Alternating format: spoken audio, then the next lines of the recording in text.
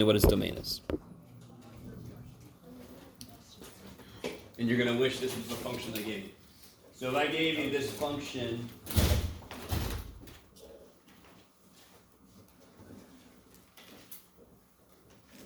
can somebody tell me what the domain of that function is?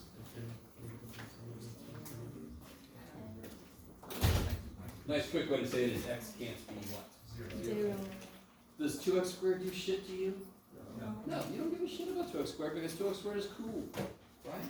You guys see that? Yes? Is that okay?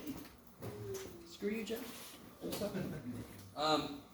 So like if I had square root of x minus 3 plus 4x squared minus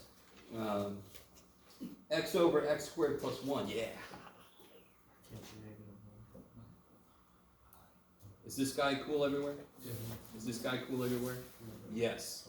Can the bottom be 0? What am I assuming when I write? I'm assuming I'm not using complex numbers. I would tell you if I was. There's no way to make x squared plus 1 0. Because no real number squared makes negative 1. So what's the only part of this that restricts my domain? This one. So x has got to be greater than or equal to 3. Right? Or you say the inside must be at least 0, and then you solve for x. Yes? So everybody had basically square root of business plus other business. Other business didn't matter because they were all cool. They didn't care. They wouldn't mess up. They didn't make me worry. The first part is like, oh shit. You guys kind of see it. So I was looking through some of the quizzes and I noticed that a lot of people were kind of including this in your work, which really makes things funky, but you know you don't need to. You only have to focus on the parts that actually restrict the domain, which are the parts that have issues with certain numbers. Is that all right? So you look for anything on the bottom, you look for radicals, yeah? Is that okay? You all right? So what if I gave you this one, cube root of y plus 2x squared minus 7y x plus sine of x. What's the domain of that? How would you solve for the domain? Excuse me. Say again? Close. So real quick, what's the only part of that could possibly give you trouble? Does sine not allow something inside of it? It can handle anything, yes? What about in 7yx? That can handle anything. Cube root can handle everything, yes? So don't just see a radical and go crazy. It's if it's an even root that it has a trippy time, yes? Odd roots are cool. Odd roots are laid back. What's the cube root of negative 8? Negative 2, because there's 3 of them. If all 3 are negative, 2 cancel. 2 cancel. So you have a negative left. So if I have an odd number of negatives, it's allowed to remain the same sign. That's why odd roots are more laid back. If you give an odd root and negative, it'll give you a negative answer. If you give an even root and negative, it'll give you a non-real answer. Yes? Just in case that comes up. Okay. You guys okay? So whatever was inside of this on your problem is what actually made the thing you had to graph. And for everybody, it should have been a line. You know, like a 1/5 slope or a slope of 2 or whatever it was. So the last one, the domain can be any number? Yeah, this one? Mm-hmm. Be careful. What would the domain of this be exactly? What are my inputs? Where do my inputs come from? Where do my inputs come from? Where do my inputs come from? XY plane. So what is, if everything works, what's my domain? The entire XY plane. Thank you. Or you could just say R squared, right? Do you guys see that? My inputs are points. So my domain must be collections of points. So it's not good enough to just say all real numbers because that doesn't make any sense. My inputs are not numbers, they're points. Is that okay? What are my outputs? If you plug something in, if you plug a point in, what kind of an output do you get? Do you get a point? You get the height. You get the height, which is a number, correct? So you could say the range could be all real numbers, yes? Because the output for these is a number. Is that okay? Okay. All right. So just to remind you guys, you can make corrections Every quiz is going to be roughly worth 3% of your overall grade, so no single quiz can hurt you. They can gang up on you, yes? But you can make corrections every one, and do you remember if you make corrections to a quiz and you better on the test, your quiz grade goes up? And some of you guys have already had that already happen, yes, for the first test. Okay, so, okay, let's get back into, anything else from the quiz before I? Just, it was number 2A, like the first one, the second problem. I felt like I did it right in use of identity, and I still come out with an answer that was undefined. Yeah, everybody had a problem where you had a factor, Yeah. right? It was either the first or second one, depending on the version of the quiz you got. And everybody had a trig identity. Yeah. Yeah. So what's the question? On that, I went through it, I used the trigger identity, I believe it's correct one after looking it up, and I got an answer that was undefined, even though I graph it here and it's like, it's not undefined. Yeah, you shouldn't get undefined. Okay. So something went wrong. Yeah. Yeah. Okay. You should, on the trig one, you should have had the cosine squared should have canceled out eventually. Because the top, the sine squared y cancels, and then the cosine squared y is left on the top and bottom, kill it, and you either get x over 1 or 1 over x. So if that sounds familiar, then cool. Yeah. Because again, what's cosine of 2 theta? Cosine squared theta? Minus sine squared theta. And then you can go from there and make it 1 minus 2 sine squared theta, or you can make it 2 cosine squared theta minus 1, but I just always remember cosine squared theta minus sine squared theta. You had a plus sine squared there, so those would cancel, and then your cosine squares cancel. Yeah. All the problems cancel, which is, would be great if it would happen in real life. That would be amazing. Okay. What is it? Cosine squared theta. Cosine 2 theta Cosine with theta. is cosine squared theta minus sine squared theta. And again, this comes from cosine of a plus b. Remember cosine's an asshole? Did I ever tell you guys this? Cosine's an asshole. What's cosine a plus me? Me first. Cosine's an asshole, and then you go now sine, and that was a plus, I'm going to make it a minus. So cosine is an asshole. And if I make a and b the same, I'll get cosine cosine squared, minus sine sine squared. That's where it comes from, yes? Okay. So you can even just memorize this, and then you can build this if you need it. So you don't have to memorize everything. You just memorize the building blocks and build what you need. Is one option, yes? If you need help with trig stuff, come see me. Okay. All right. Now I think last time we started to look at this. There's a few questions on here that I haven't quite gotten to yet. I do actually want to show you the graph of this eventually. Actually, sure, I'll show it to you right now. Let me see if you guys can get this. Yes. Okay. You guys get some with writing on the back.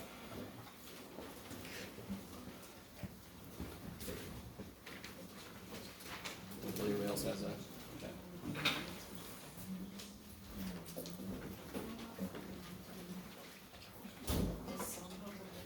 You guys see how the equation for this is this?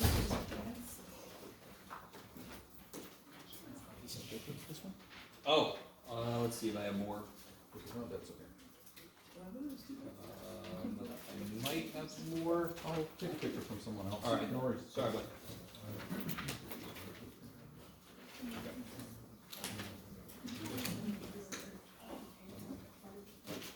So guys, real quick. Do you guys see how, let me turn this off. I always forget about this.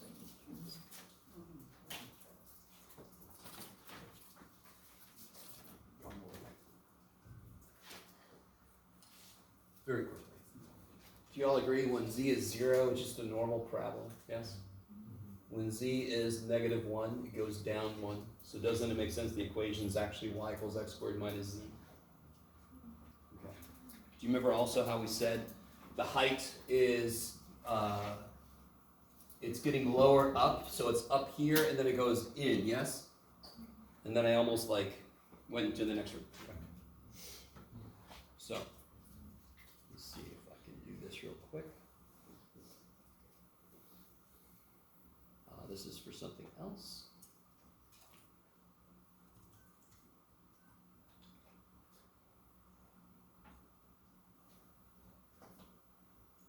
So if I solve for z, I get this, and then this should look pretty much the way, if you thought about it, the way it should look. There we go. Make it look the same way as the page. So if I look at it x, y like this, see how it's coming out down here and it's going in up there. You guys with me? Okay. So, we're going to come back to this one a little bit later when we get into what's called directional derivatives, which are related to, kind of should make sense that they're related to partial derivatives. Okay. So we'll come back to that. Just want to give you a picture, just so you don't have to think of it as me going like this. Okay.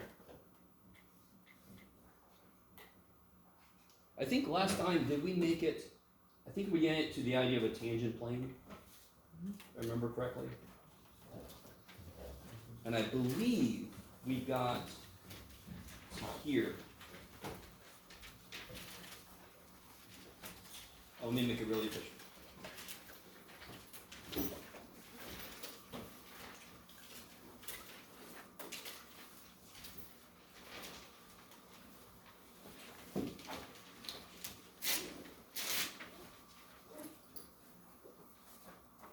Which is kind of silly. It's if I give you a function f of x, y, and I say find the tangent plane to this function at the point x naught, y naught, z naught, you just plug it in here. It's kind of silly. Do you see how the partial derivatives are kind of like the components of the normal vector? In fact, last time I think that's where we ended, was if I subtract the z minus z naught over, my normal vector is like fx, fy, -1. I don't know if you guys are really with me. Okay. So I think that's where we ended. So let's do an example. We might have done this example. Tell me if we did. I want to show you a picture of it too. Where did you go, example? You have left to me.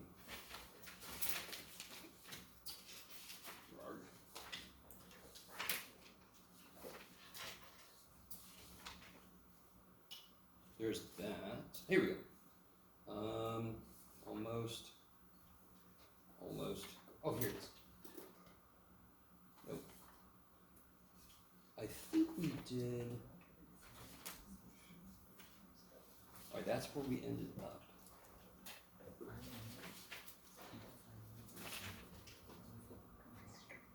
Give me just a minute. I just had it. I want to make sure do the same one we did before. Where did you put it, Jeff?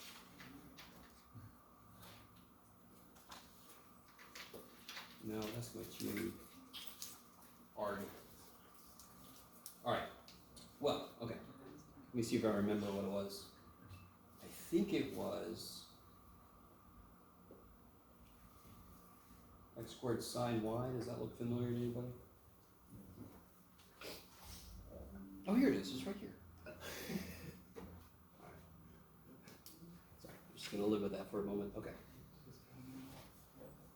Everywhere except where you look. So if I want to find the tangent plane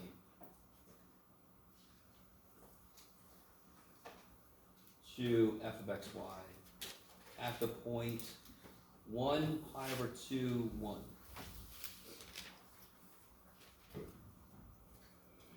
And can you guys verify that's the right point? How would you verify that's the right point? Kind of double check, make sure. Again, past Jeff, unreliable dude. Look what he just did to me. He just hid what I was looking for in front of me. That was really mean. How would you verify that's the right point? Yeah, you got x, you got y, and you see what z is supposed to be. So if you plug 1 in for x and you plug pi over 2 in for y, you get 1 times 1 is 1. Yay. Okay, good. Good. Okay. Just to make sure you guys understand that that point's not completely out of nowhere. It's got to actually work. Oh, hey. So, what do I need to find then? And let me write back down here what the equation of a plane is in general. And these are evaluated at, x naught, y naught. So obviously first I have to figure out And why does this, real quick, in Math 180, what was the first step in getting the equation of the tangent line? Take the derivative. I love it. So here, I've got two directions I can go in, so I take both derivatives. And they're going to construct this plane, this linear approximating plane, the tangent plane. So what do I do? Find fx and Yeah, fy. find fx. What's fx? 2x sine y. 2x sine y. And what's fy? Get out. X squared cosine y. Yeah, x squared cosine y. And And now I just plug in 1 and pi. my input point, yes? Mhm. Because f is a function of two variables. This point is the full point representing the input and the output, yes? So what do I get when I plug in 1 pi over 2 here? 2. 2. And what do I get when I plug in 1 pi over 2 here? 0.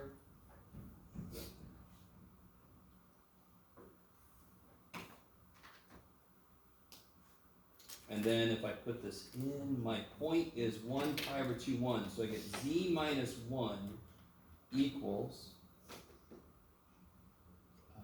2 x minus 1 plus 0, and then who cares? So I end up with z equals 2x minus 2 plus 1 is minus 1. Okay. So we got kind of a nice thing happened there was fy was 0, which is awesome, right? Which means, let's see if you guys are cool with this. The tangential plane does not depend on y, yes? Just coincidental for this problem. So let's take a look. Let's actually see what this thing looks like.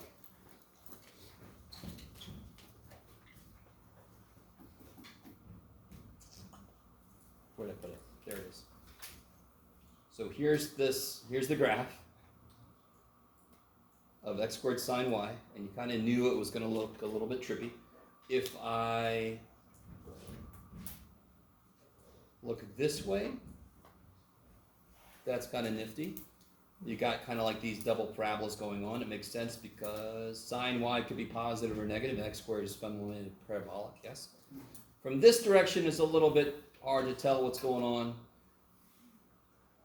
But you can imagine, like, this is like various amplitudes of sine. So what kind of is terrible for me is there used to be a really nice 3D plotter. It's called Ninja Plot, or Plot Ninja, or whatever, and it's the website doesn't work anymore, but it would actually come with all these level curves built in already.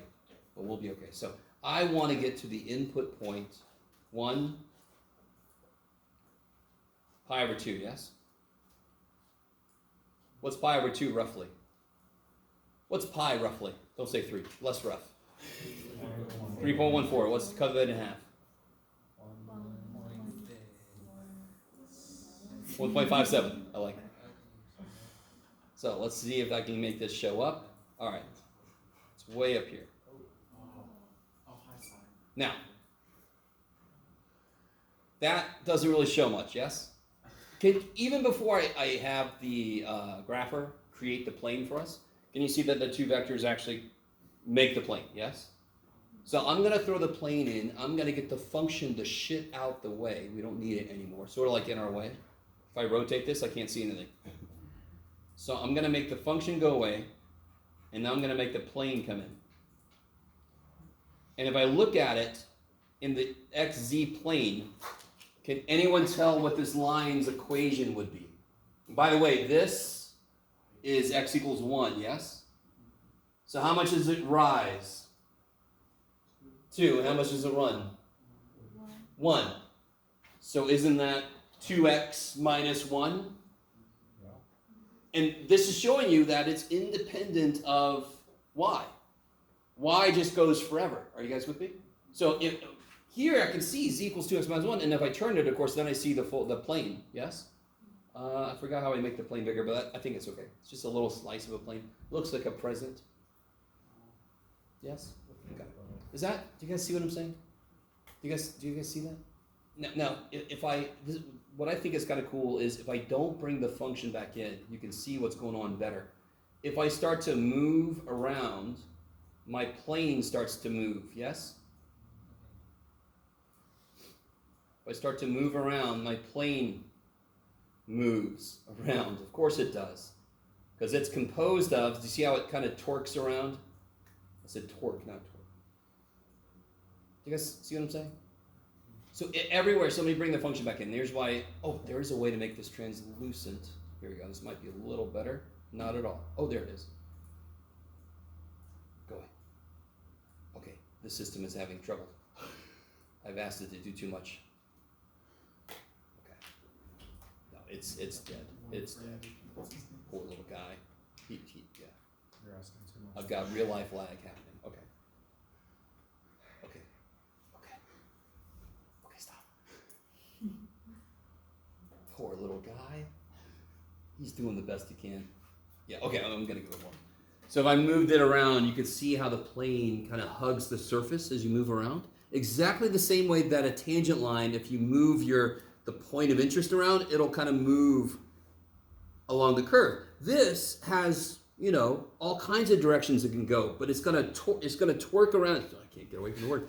It's gonna torque. It's gonna twist to kind of like stay flat to the plane at that point, just like a tangent line would. How are we doing? So what was the immediate thing we did with tangent lines? You found the hell out of them in Math 180. Then the first thing we actually applied with them was local approximations, yes? The idea of local linearity.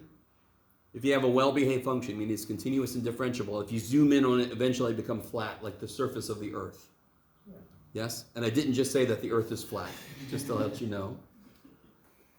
Exactly like the surface of the Earth, we are zoomed way in, so of course it looks flat, and unfortunately there's a lot of people in the world that still think the Earth is flat. You guys know that? Yeah. There was an expedition to Antarctica that showed them it wasn't, they still think it is, so what do you do? So, if anybody in here thinks so, you're in the right place. You have a chance. This is very cool. I mean, so what we just did was we theoretically found the tangent plane at a point, and then we went in, we actually saw, yes, that is the tangent plane at that point. So what could all right, so let me develop this idea of linear approximation in 3 dimensions. Blah, blah, blah, blah, blah. So, Yes. the formula that we're using for the plane, is this the formula for the tangent plane to the, I guess, on the point? That's the tangent plane to the surface, right? To the surface that I'm working with. In this case, it was this weird sinusoidal, partially parabolic, partially surface. Yes. So, for example, if we have a curve. So we're going to expand it. One thing we haven't done yet. This is assuming that this is z equals a function of x and y. Yes. Mm-hmm. So what if I had x squared plus y squared plus z squared equals 11? I can't solve for z and have one function, yes? Yeah. So we're going to expand this idea in a minute. I'm not sure if that's where you're going. Yeah? Yeah, Sort of? I'm Okay. trying to understand. So just like in Math 180, when we had this idea, and I think this feels like I've already done this with you guys, but we added this over, we made it f of a, and we made this f prime of a. Yeah, I've done this in a different context. This will be a. Okay. And we call this the linear approximation. That was what we did back in Math 180. I don't know if you guys remember that. It's been a few semesters. Okay. So now I could take this tangent plane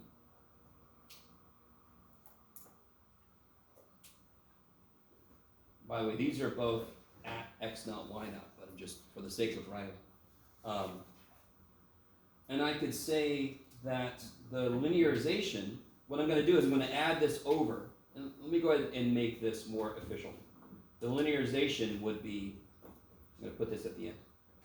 All right, I'm going to make it all official. F of x at x naught, y naught, x minus x naught, plus fy, x naught, y naught, at y minus, times y minus y naught, plus z naught, which is f of x naught, y naught. So do you see how it sort of just adds, related to this, it just adds another piece. So this is acting like this did. This is acting like this. And then of course I have another direction that I have to add in. Okay. So then you can do linear approximations the same way you did in Math 180. Using this expression. So let's do an example straight out of the book. Let me see. Okay. Did you not write z minus z naught on purpose? Oh, okay. Do you see up here where it was y minus y naught? Yes? And then I brought the y naught over, but of course that's just f of a, or f of x naught. Mhm. Yes? And then this, I'm going to call it L for linearization. You with me? So the function, here. Let me give us an example to work with. It doesn't really matter. I'm just going to pull the first one I see. No, not that one. Well, okay, I can do that one. Sure. X cubed y squared at 2, -2, 1. So they didn't give us the full point, but that's okay. We just have the input point. That's all we Could you need. please back like a 10 seconds, the previous page? Thank you. Sure. Okay, thank you so much. Oh, that was quick. Okay. Do you see how if I want an exact answer, I would use this, correct? Mm-hmm. If I use this,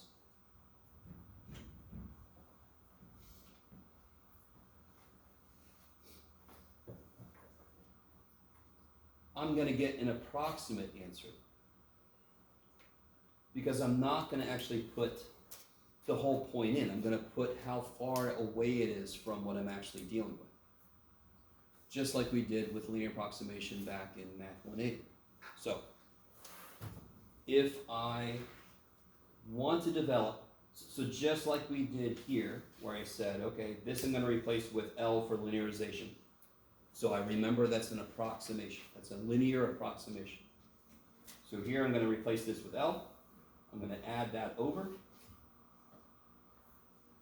Oh, I forgot. I should have put that there. I haven't added it over yet.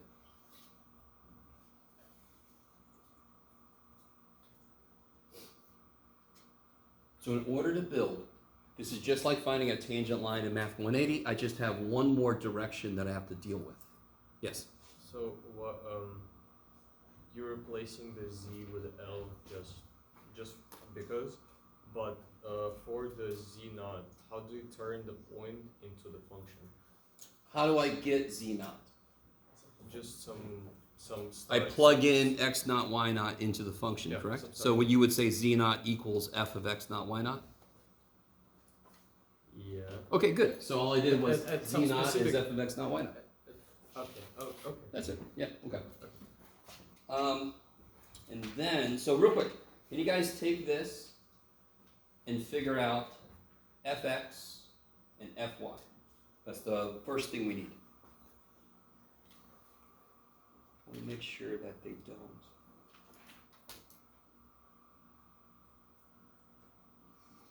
Okay. Yeah. Okay.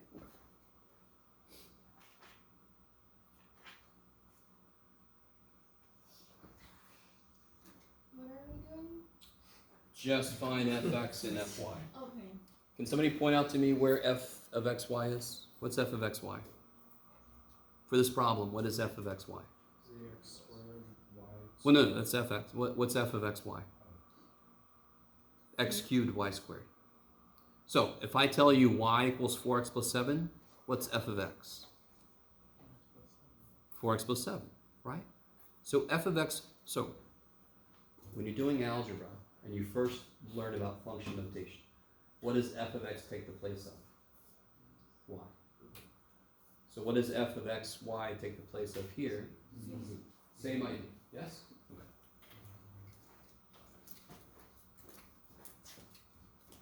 So this is my f of x, y.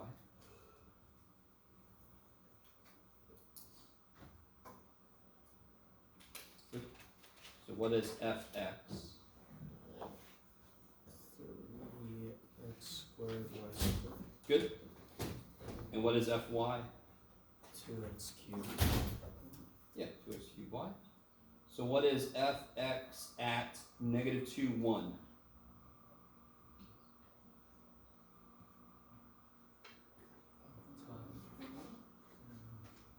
Yeah, you'll get 12. I like it.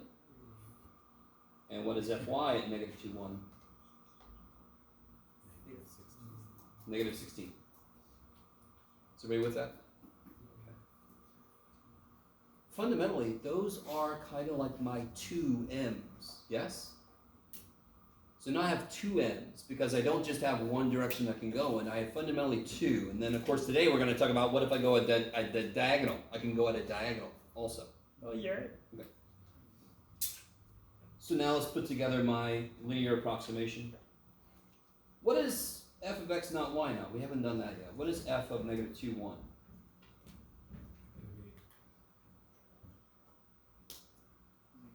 Negative 8. I love it. So is everybody with that? Yes? So in order to do this, in order to create this linear approximation, I need an input function evaluated at the input point and the partial derivatives evaluated at the input point. Same thing we do with a tangent line in Math 180. You gotta have a point and the slope from that. So then I'm gonna get negative 8 plus 12 times x minus Plus 2. good, x minus negative 2, so x plus 2. Plus, Minus. so minus 16, y minus 1. Okay. So real quick, just to kind of remind you of what happened in 180. If I plug negative 2, 1 in, that will give me the perfect answer, yes? It's built to give me the answer negative 2, 1. If I plug something in that's close to negative 2, 1, it should give me an approximation for what that is. Okay. So if I plug in, so what is the linear approximation for f of xy at negative 1.9, comma 1.1?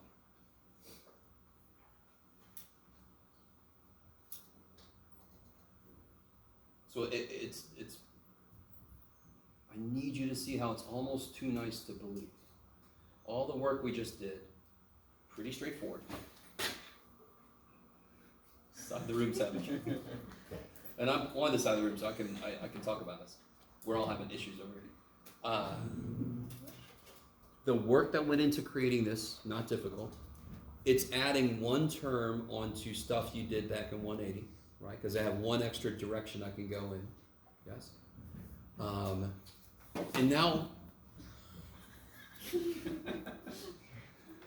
that I've got this, I just plug in whatever point. Now, what's got to be true about the point for this particular linearization to be effective, to give me a good approximation? Close to negative. It has to be close to what I built this around, yes? So I'm not going to plug in there 40, negative 300. It's going to do shit. That plane is not going to agree with what the hell's going on way over here, but really close to the point, it's going to be pretty damn close. Because my surface becomes flat when I zoom in, again, just like the Earth, but it's not flat. So I'm going to plug in there. And that's why I highly recommend you leave it like this, because I'm going to get negative 1.9 plus 2, minus 16 times 1.1 minus 1. I get negative 8 plus 12 times 0.1, yes? 1.2, and then I get minus 16 times 0.1, 1.6. minus 1.6. I got Negative 8.4, I love I it. don't know if that's right. Kicking the ass in. Can somebody very quickly tell me what the actual answer is supposed to be? Because that's an approximation, you guys with me? That's an approximation. How do you tell what the right answer is? You plug the point into the actual function, right? So can somebody plug in negative 1.9, 1.1 into this function? That's what we are approximating, yes? we're approximating what this function is at this point. So plug in a negative 1.9 for x and a 1.1 for y.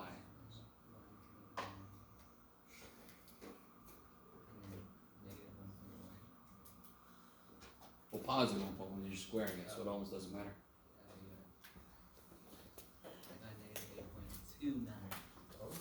Nice. Okay, really good, pretty good, especially for government work. Okay, and again, just like in Math 180, what makes our approximations worse?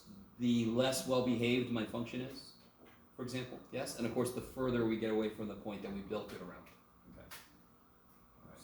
So I'm hoping all of that feels very familiar. It's just 180 stuff when one extra direction thrown in. So in the end, what are we getting?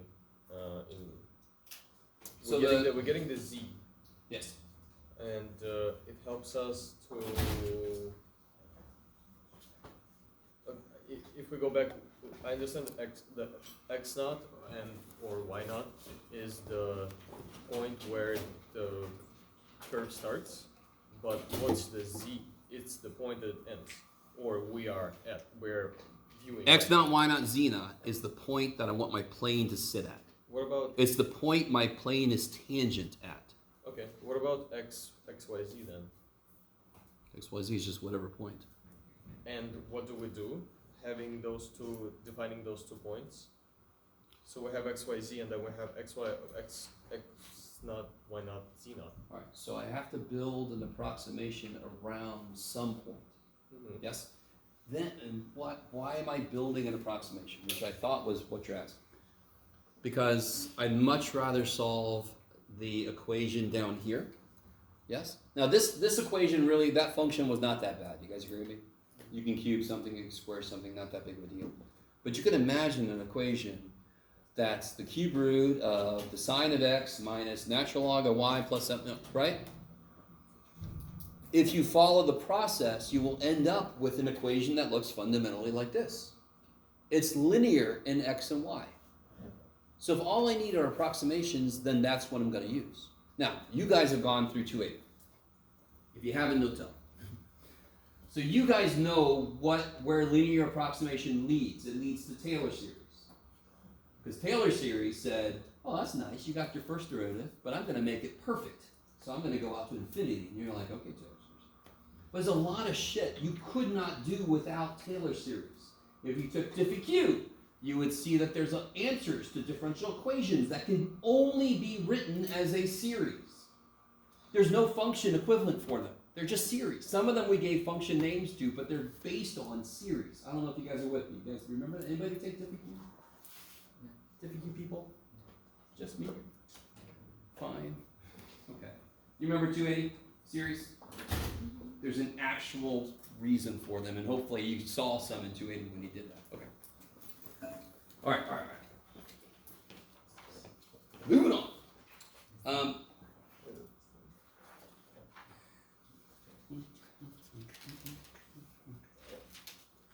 All right, so we did that. Good. Oh, That's all 14.4. see again. That's all 14.4. Yeah, one last thing in 14.4. I'm not going to go through the derivation for the sake of time, but do you guys remember this?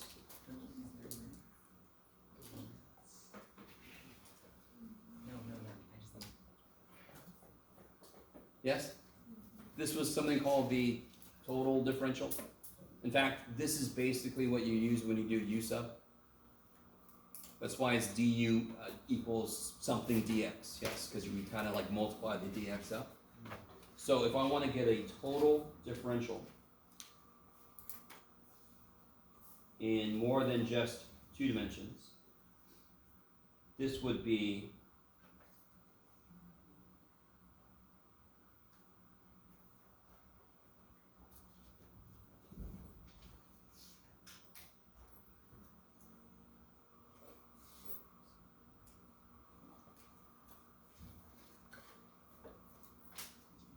and this would equal, dz.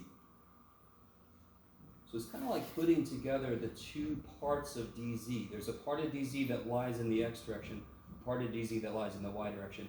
If I put both of those together, I get dz. So to figure out how much z changes, I have to take into account how much z changes because of x and how much z changes because of y. And then I get the total differential, the total change in z. Okay. So that's going to come into play right now. 14.5 is everybody's hopeful this will come into play. This is chain rule. So the more it makes sense what I just said about, I have to collect, to figure out what the total dz is, I have to collect all the parts of it together. The more that makes sense, the more what we're about to do is going to make sense. So, let's see. If I have, yeah, here we go. Where do I want to go? There we go. Okay. If x is g of t and y is h of t. So I've got kind of like a parametrically defined set.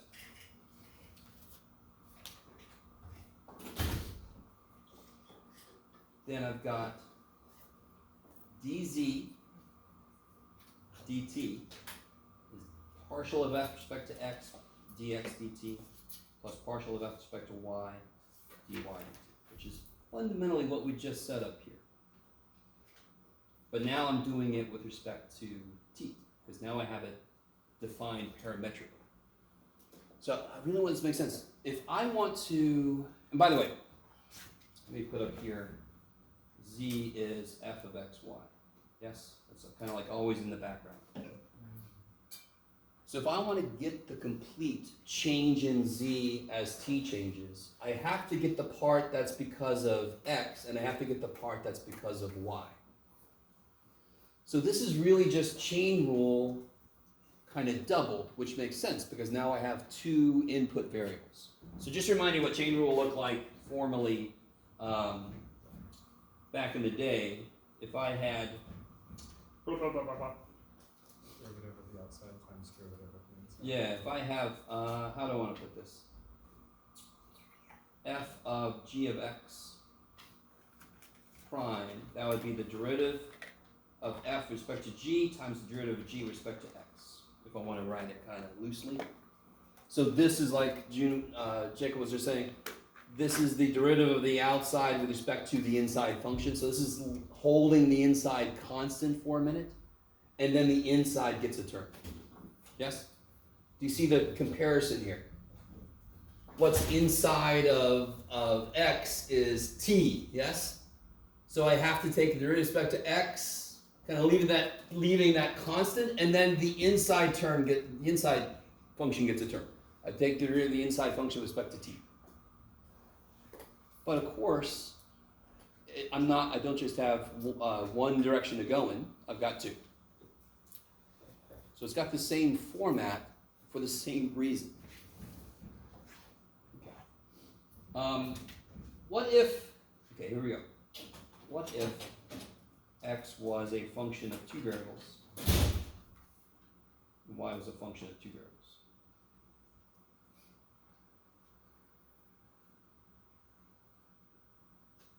Then I'm going to have two separate things I can analyze. I can't do the whole thing at once, but I can do this much. I can do the partial of z with respect to s.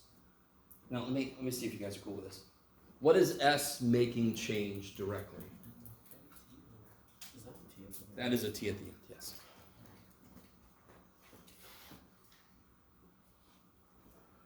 What is s controlling?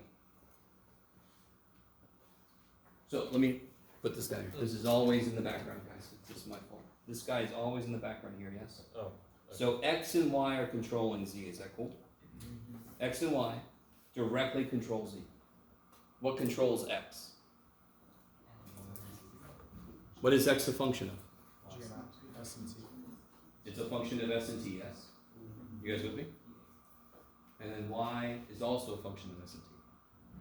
So if I want to take the derivative of z with respect to s, what is z directly dependent on? X and y. Is that cool? And what are x and y secondarily dependent on? S and t. So I can do this. This would be df dx, partial, right? Times dx ds. Because I just want to see what is s doing.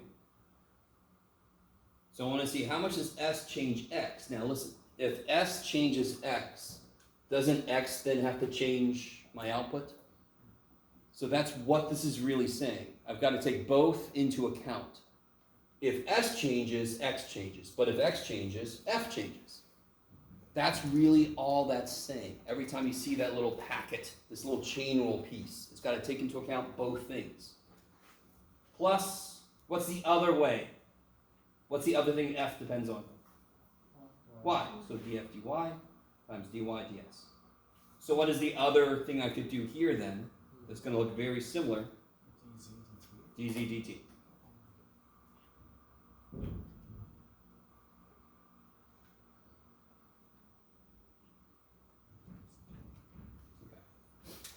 Crazy shit.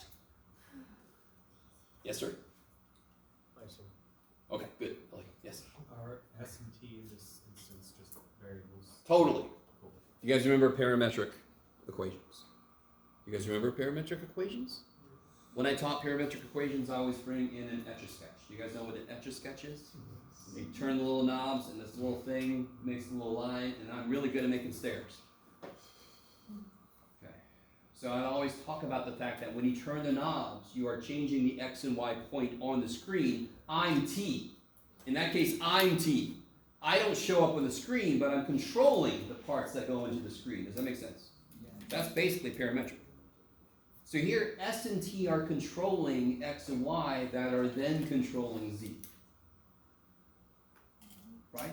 Okay, so S and T don't necessarily show up directly. Kind of the same idea with this. But as they change X. And what happens if X changes? The function changes. If T changes, yes, then Y changes. And if Y changes, F changes. So how much total does Z change because of T is the addition of those two changes. That's all that's saying. Okay, maybe. Okay. They have a little, here, instead of me just drawing this, let me show you. Oh yeah, let me do this. Let me do one more, yeah, here it is. This is helpful, yes. This is immediately helpful, I believe. In the book on page 987, for example, you can always build a little, go back to it. A little tree. Z is dependent on X and Y are dependent on S and T.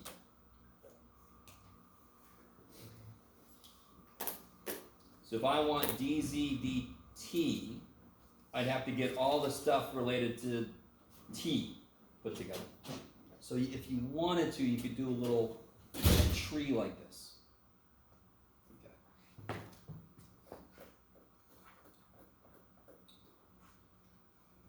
Oh, here. What if M is a function of X, Y, Z, and W, and X is a function of S and T, Y is a function of S and T,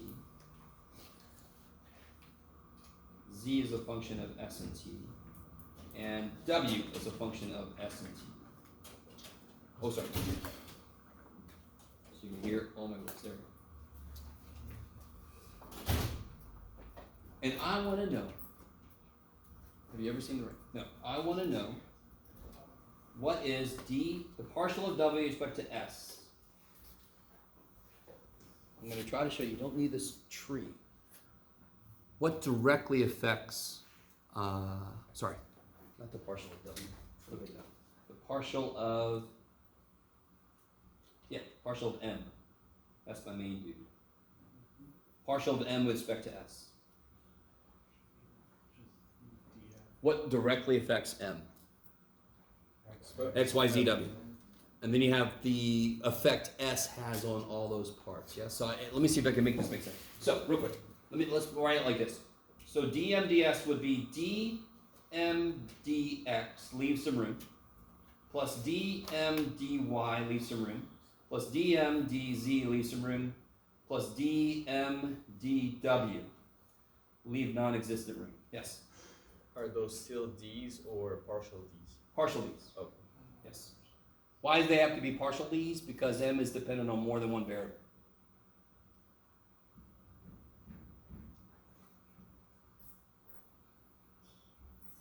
So next to each of them, you then include the effect this has on that variable. Let me stop right here. I really want you to listen. What goes into changing m? Wouldn't it be how much x changes, y changes, z changes, and w? If I change x, y, z, and w a little bit, won't m change? Okay, so I've caught that first level.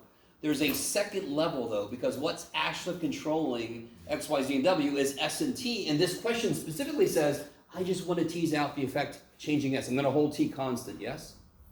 I'm going to hold t constant.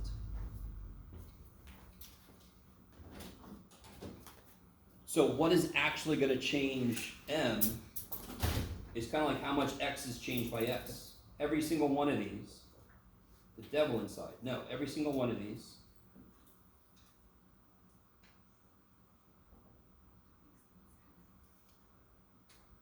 So what changes m? X changes m. But what changes x? In this case, I'm curious about s. Why isn't t showing up in this at all? Why does t not show up in this? Because when I say this, what is it assuming? I'm assuming t is held constant, correct? So of course its effects won't show up. So if I put a t there, s is held constant. Everywhere I see an s, I'm going to put a t. When s changes, x changes. That's what that says, yes? Especially if I'm assuming t does not change. If I change s, y can change. If I change s, x can change, yes? And if x changes, m could change, because m is a function of x and so forth. Okay, all right.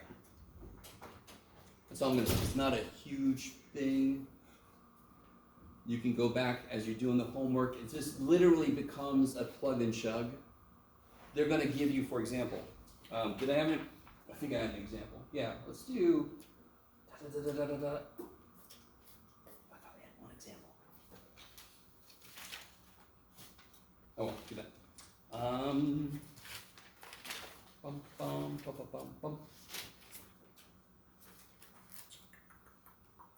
No, okay. But here, let me show you homework real quick.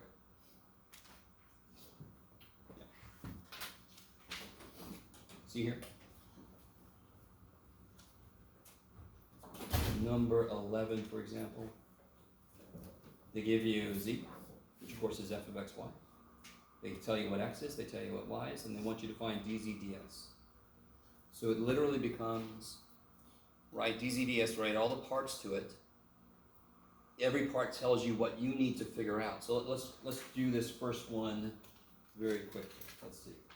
I'm going to write that problem down.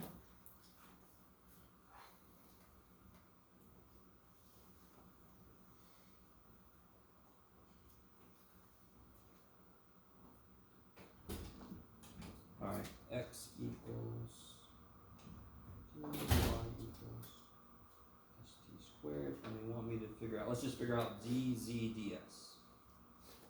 Okay.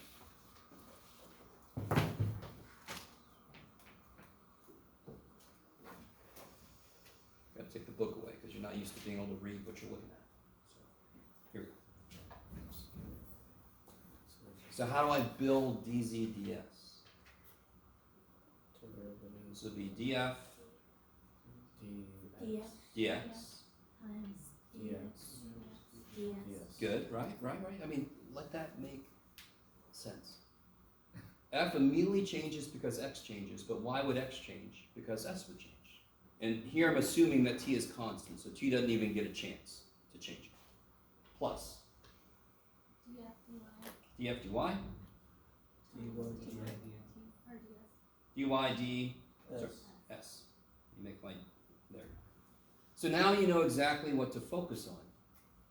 You got to figure out what's another symbol for this. Partial of f with respect to x. It's also known as f x. got to move, X, right? and then X. So I need to figure out what the partial of f with respect to x, that goes here. The partial of x with, so let's try. So what's the partial of f with respect to x? 5 5. times x minus y to the fourth. And of course the chain rule will just be times 1, yes? Mm-hmm. With me? What's dx dx? 2s Almost? t. 2st, yes.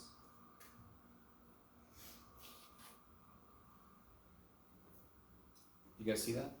So the template, you can create it. I'm really hoping you guys see how it kind of creates itself. And then it just tells you, okay, here's all the partials you have to go figure out. Plug them in, yes? So then I could figure out what df dy is. What would df dy be? Same thing as Same thing except the derivative of the inside will now be -5. -1, yes. So you get -5. And then d y ds, That is t squared. yes, t squared, kick ass. Because s is my variable, t squared is a constant. And now you just got it, and now I'm not even gonna do it, right? You just plug the stuff in, boop, boop, boop, boop. Okay. If they ask you, do you guys see how there's a mixture though of s's, t's, x's, and y's? Nothing wrong with that. If they ask you at when s equals 1, t equals 3, yes? Do you see how would you figure this out? What would you have to know first? What s? What x and y are, yes? So if they give you s and t, you first figure out what x and y are, then you can plug them in. They gave you s and t, you can plug them in, yes? This becomes a huge plug and shut problem. Plug, plug, plug, plug, plug, and then multiply that. Okay. Maybe me? Okay.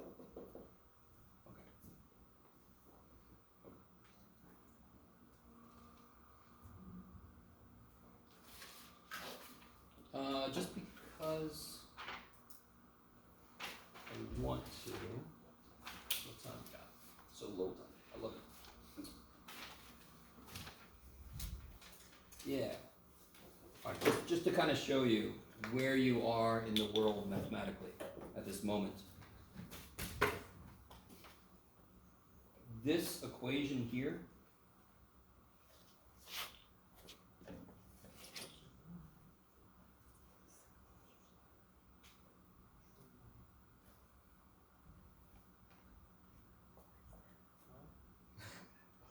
this is nothing you're going to have to worry about, but does any of that look familiar? Real quick, that is a Greek letter. What do you think this represents? Look at the two things here. What does that represent? Derivative of a function. And what's the function of? At least. X or t. X and t, yes? Do you guys see that? X is space, t is time, yes? This little dude is related to the Planck constant. Anybody ever heard of that? There's something like a Planck length and a Planck time. It's like Okay. the smallest unit. We're not going to suddenly start learning quantum mechanics, but I just want to show you, you can interpret a lot of the shit quicker than, you now know what some of this stuff is. Yes? Of course, I is just I. I is a complex number. These are complex valued wave functions, are what these are. This is Schrodinger's equation. This is the time-dependent Schrödinger's equation. And there are a lot of other variations depending on what situation you're in. This would be a potential, like you could be in a gravitational potential. The wave function could be a description of where an electron is. So a solution to this equation would be the probability that an electron is somewhere. Yes? What's the derivative squared means? Oh, this is just the second partial. This is like psi xx. Oh. Is that cool? Fxx would be d squared f dx squared. Fxx, that's psi xx. You guys at all with me? I mean, again, we're not going to suddenly learn this. All I want you to do is you see parts of this and you know what it means now. Yes? This would mean what? Hold what constant? Why? What did we say it was a function of? X and t. So what would I hold constant here? T. So this would be holding time constant. This would be holding position constant. Yes? Now, can we use this equation? No. But can you see what parts of this equation means? Yes? And this kind of gave away that this must be a function of space and time. Go ahead. Is this part of why you can't observe like wave and particle at the same Yeah, let's not get into it. Yeah, wave particle duality. That's a whole double slit experiment. You can look that up if you want to. Yes. Okay. I'm sorry. I just wanted to show you that you guys are learning the mathematics. You're not that far away from being able to understand this entire thing. Okay. I don't know if that did anything for you, but I just wanted to show you. So you've all heard Schrodinger's cat, yes? Have you all heard Schrodinger's cat? So I haven't done If it not, since. look up Schrodinger's cat. It's the thing about the cat in the box. Is it alive or dead? You don't know until you observe it. So it's the whole idea of the universe, would it exist if consciousness would have never developed? Personally, I think that a billion universes came into existence, and the ones that actually had consciousness develop had their wave functions collapse, and they don't exist. Enough of that, Jeff. Okay, sorry. It's some kick-ass shit. So you guys are learning the mathematics that actually go directly into this funky shit that you hear a little bit about. You are in the midst of the funky shit, and you're like, yeah, we know that. Okay. Sorry. I don't know if that was good or bad, but I did it, so there it is. Now. Yeah, I got it. No breaks. Back. 14.6. Remind you guys, it's not a democracy. Oh, I want to show you this picture first, since I can't draw it nearly as well as the computer graphics did. So here's what we're trying to do. Okay. At this moment, we could identify how much a function seems to be changing if I let x change. Yes, that's fx. I can identify how much the function is changing if I let y change. So I can move along parallel to the x-axis. I can move along parallel to the y-axis. So if my function's going up, fy would be positive. If my function's going down, fx would be negative, yes? But so far we have completely ignored the fact that I can move in more than just the cardinal directions. Not as much as you, nowhere near as much as you might think. Thank the gods. That does sound like it's going to be horrific, yes? Let me make sure you guys really understand what's going on. Fx, fy. We can get those. I somehow am now talking about, what about if I move in the direction of the vector 1, 2? I want to move that way, and what is my function doing now, yes? All right, maybe. Okay. So, I want to point out a couple things. This is the vector whose direction I want to know, how is my function changing if I move that way. This is the point that I start at. So I'm standing on this surface right here, and I want to face the direction of this vector. So I want to see how much is my slope changing if I move that direction. Not just parallel to the x, not just parallel to the y, but somewhere between. Governed by this vector.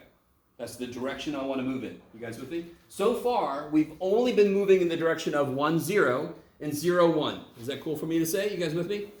So now I want to go, well, what about moving square root of 2, square root of 2? My function's doing something when I go that way, isn't it? Yeah. Okay, good. Blah, blah, blah, blah. So if I have a unit vector, let's start there. We're going to assume that the vector is given to us, or we create it, we put it into unit vector form. You guys remember if I put a vector in a unit vector, it kind of becomes just directional. The length doesn't mess me up, it just gives me a direction. Okay. In that way, I can draw this picture. This is 1. If I multiplied all sides, now, if I multiply all sides of this by h, this becomes HA, HB, and HU, yes? Okay. Nothing amazing yet.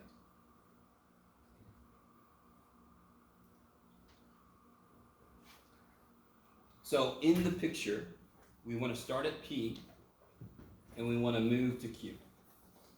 We're going to move along the curve in the direction of Q.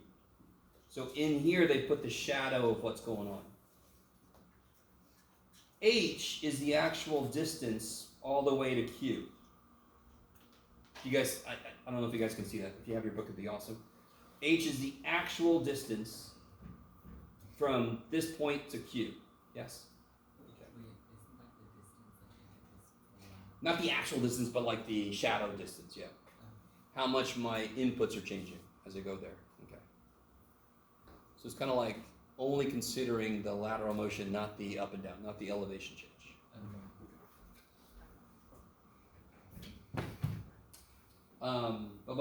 So we want to start at P, move to Q. Then delta Z just by itself is always Z minus Z naught, yes? And so how much my height changes is going to be, my Z would be my initial point. I'm sorry, my Z naught will be my initial point. So let me do this first. Z naught is just going to be my F of X naught Y naught. Like it always is, yes? Now, here's where things get nifty.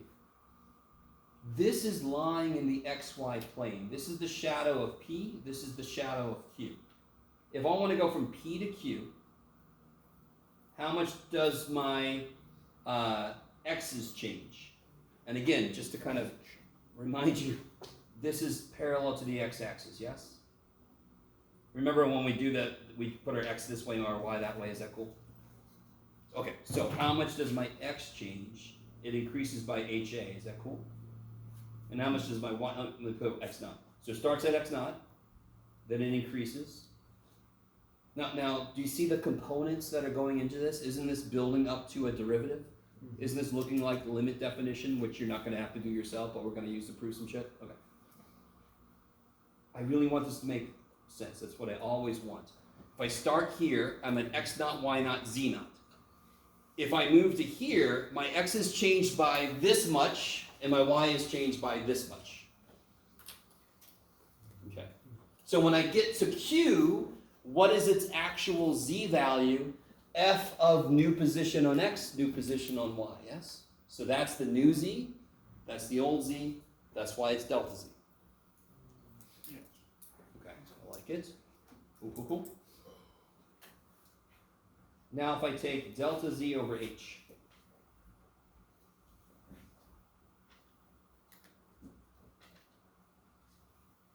now it definitely looks like, you see exactly where I'm going with this.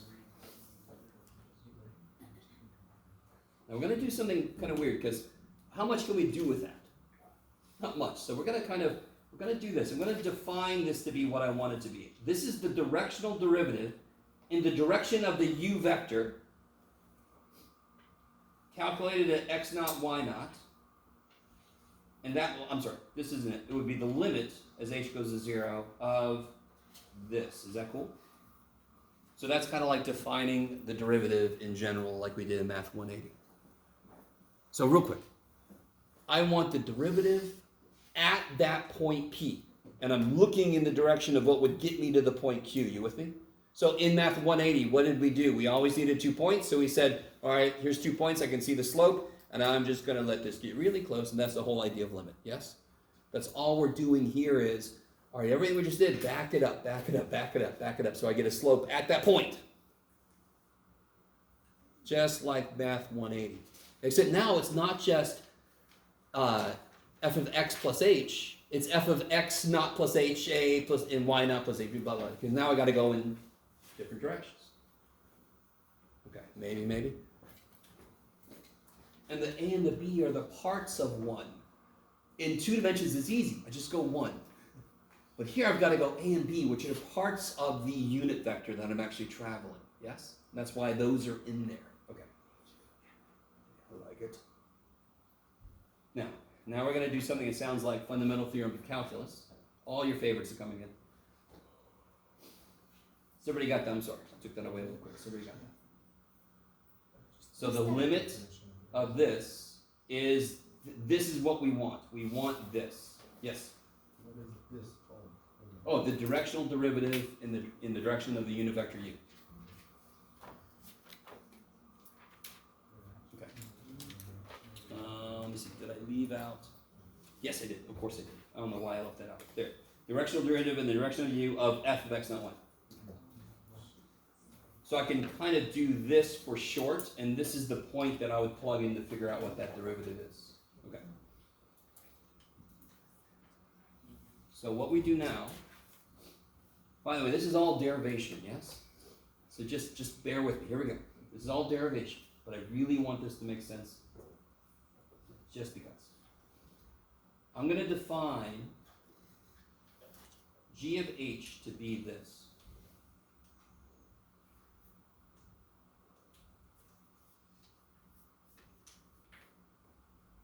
Can somebody tell me then what g prime of 0 is? In fact, let me back up for a second. Well, all right, let me see if you guys are cool with this. All right, if I do this, then g of h is a function of h, yes? It is just a function of one variable, correct? So what would g prime of h be? It would be the limit as h goes to 0 of g of, this gets a little bit weird. So let me do this. G prime of 0 would be g of h minus g of 0 divided by h. So I have defined g of h. So now it's a function of h to be equal to that piece. So then the derivative of it would be this. That is just the definition of derivative, and I've put the 0 in. So remember what g prime of a would be g of x minus g of a over x minus a, that kind of thing. So that's pretty much exactly what I'm doing here. Okay. Let me stop for a minute. Are you guys all cool? If I say g of h is that, it's a function of one variable, yes? What's that variable? H. So g prime of h should look exactly like it did in Math 180, but I want g prime of 0, so that's what it looks like. Okay. But this is just this.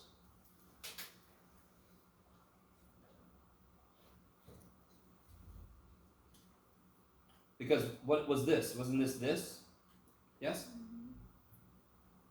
And g of 0, what would g of 0 be? It would be f of x not y not, yes?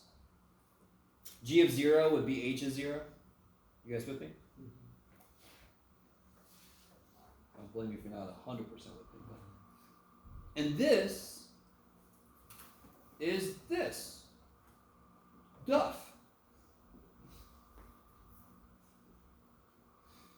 So what we just figured out is g prime of 0 is duff. Okay. All very exciting. Is that okay if I call it duff? It's too bad, I already did. Okay. Derivation day is always exciting. If x naught plus ha is x, and y naught plus hb is y, then g of h is f of x y. Just go with me for a second. X naught, you all agree with me that x naught plus ha is a new x? So I'm going to call it x because I'll know what it is. Y naught plus hb is a new y. Is that cool? Start at y naught and I move a little bit, I'm at a new y. I'm going to call it y.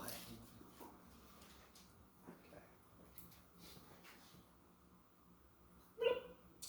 Then what would g, let me put this in. Yeah, what would g prime of h be according to what we just learned about partials?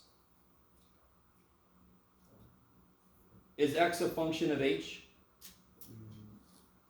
Yes. Is y a function of h? Yes. So g prime of h would be the partial of f with respect to x. Is x a function of anything else than h? No. A was a constant. A is dependent on the vector I'm given. X naught is given to me. So what's the only variable in here? H. Do I have to hold anything constant while I look at the other variable? No. So I really want you to understand why I'm about to write what I'm about to write. It's a total differential because there's only one variable in it. I don't have to do a partial. So the whole idea of partial is pretend like you only have one variable when you have more than one. A total is when you've only got one variable. And what I mean, like writing a nice complete letter D. Yes? So for this, it's just, we just focus on the h and x and y are constant? Yes. Okay. I love it. Here's the thing. That's given to me. That's given to me.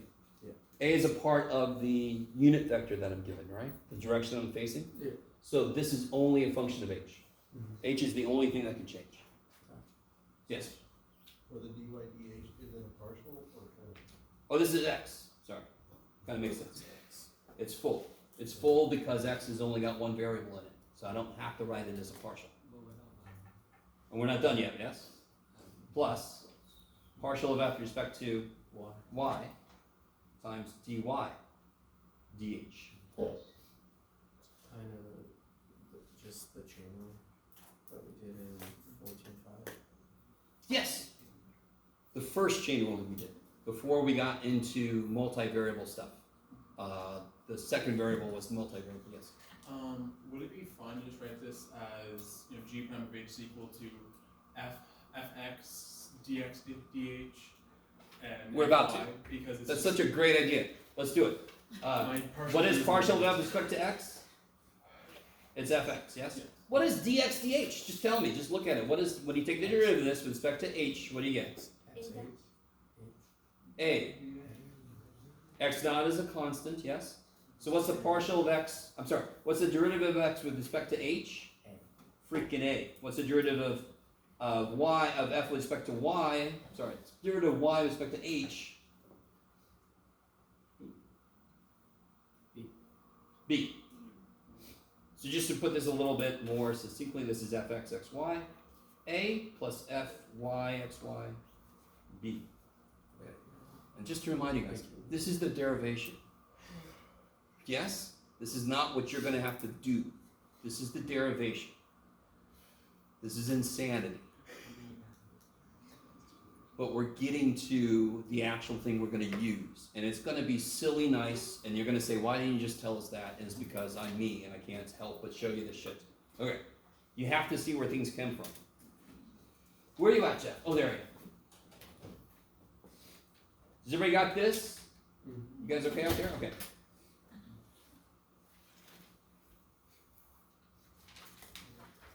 So G, let me put what we just had. G prime of H is this.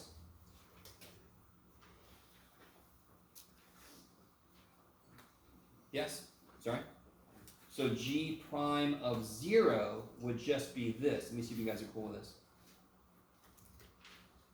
G prime of 0 just means I don't move away from my x naught, y naught at all. Is that cool?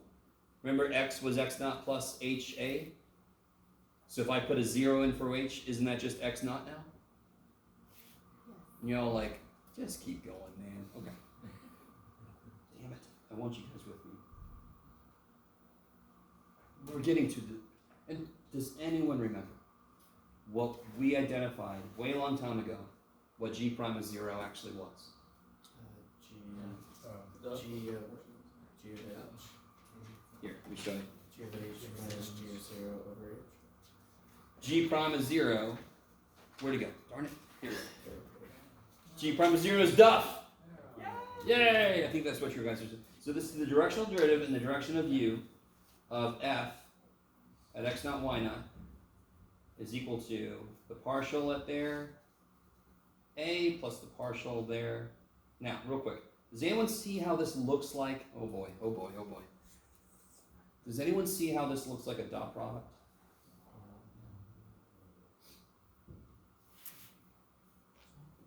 What if I I don't know, I just want to use an upside down triangle just because it's what people back in history used. What if I define this vector to be this? Become a thing. What would the other vector be? What was this vector from way first thing? What was the vector AB? The unit vector? It was the unit vector that was the direction I wanted to move in, yes? So I really want you to understand. If I do all this shit and I make u equal to 1, 0, I'm going to get fx. In fact, if a is 1 and b is 0, what do I get? If a is 1 and b is 0, what do I get? Just X. Freaking fx. So I really want you to understand. 1, 0, what direction is that pointing? What does it live on? 1, 0. The vector 1, 0 is on the x-axis. So if I move in that direction, isn't that just fx? 0, 1. Y-axis. If I move in that direction, isn't that just fy? Yes. So now, if I get a unit vector that's somewhere between, not on an axis, part of X gets in there and part of Y gets in there. It's exactly what you might want to, I think this is a component, this is a component, and then I can build it for anything in the middle. Okay, Jim. So, I get time. One example. So real quick. This is called the gradient. This, of course, is just a unit vector, right? Which is the direction I want to move in. Yes. Let's do one concrete example, and then I'll give you guys the practice test. We'll head out. Oh, that's too far ahead. Oh, here we go. So what if I have this? I'm going to do more of this next time, but if I have this function here. I want to know the directional derivative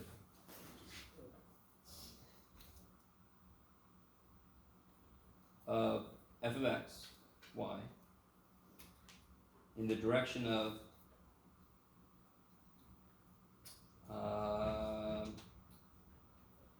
let's say let's say it doesn't matter, 1, 3 at the point, sorry, that's a vector. Oh, it's got, okay, we'll get there. At, what do you got, Jeff? 1, 2, sure. So I'm on the surface x squared minus y. I want to face the direction 1, 3. Let me make this a little better. Let's make this 1/2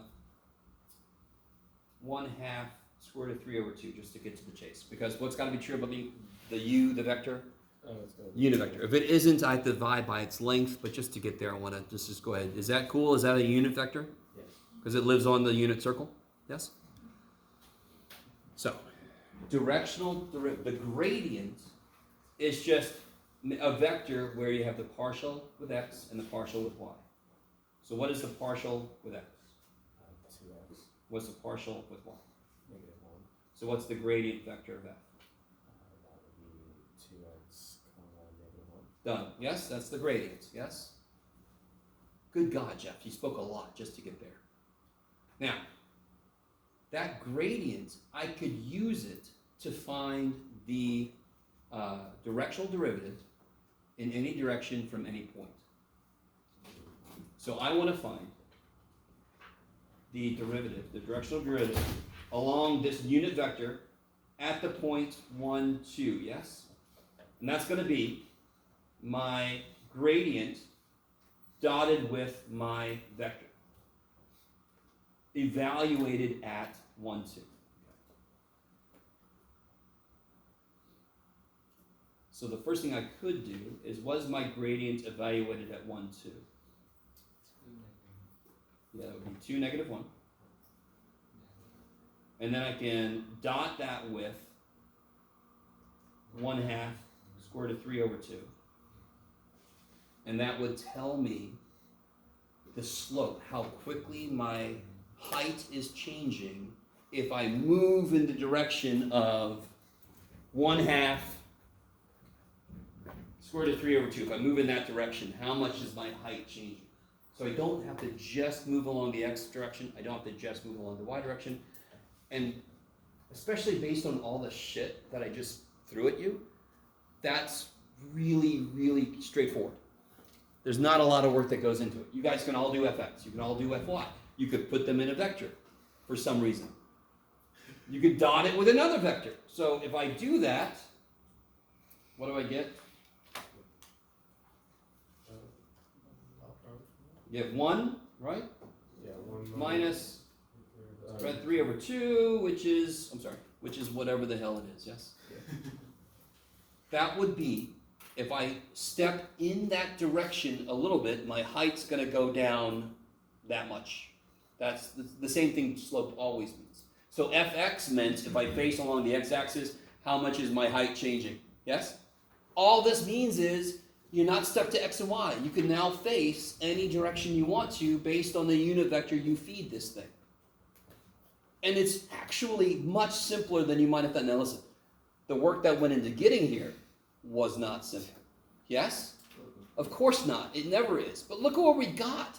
Now we got a really nice way to get the directional derivative in any direction I want. Which really all it tells me is, if I got this surface, and I'm just like, well, what if I go this way? What's my height doing? That's it. That's all this is answering. Right? So the derivation was insane. But we got to a really nice place. And this guy is going to be huge for us. The gradient. This guy's going to be huge. Huge. Okay, so let me give you the practice test. You guys can get out of here. That was 14.6, by the way. Chain rule stuff was in 14.5.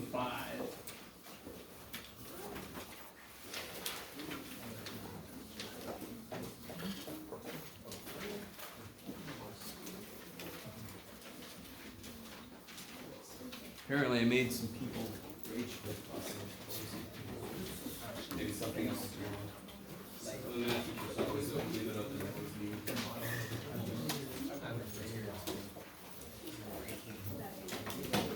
I got a sheet we're gonna work on that kind of like all the stuff that's done recently on it. And then we're gonna go a little further in chapter and Okay, so a little.